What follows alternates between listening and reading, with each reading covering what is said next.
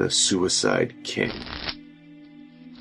Modern playing cards are filled with layers of meaning and symbology that can be traced back centuries. The Four Kings, for example, are based off of real rulers. The King of Diamonds represents the wealthy Julius Caesar. The King of Clubs is the brutal Alexander the Great. Spades represents the strong but kind David of Israel. And Hearts represents the emotionally disturbed, shall we say, Charles VII of France. It is this king we'll be dealing with today. It should also be noted that Charles was the only one of the four who was actually there to see the day that his face was printed on a playing card, which may rationalize why he acted apart from the others.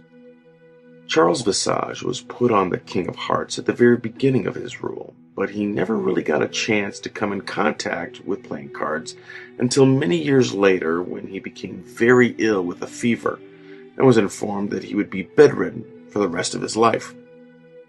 It was during this period that Charles began learning card games to pass the time, such as an early variation of blackjack, 21, 21.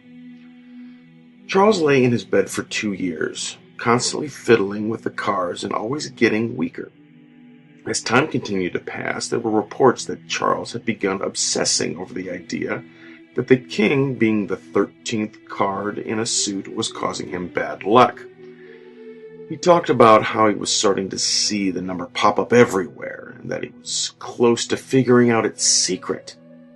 Of course, his ramblings were blamed on the fever, and by the end of the second year, he had been declared insane, and his son, Louis XII, took over the throne.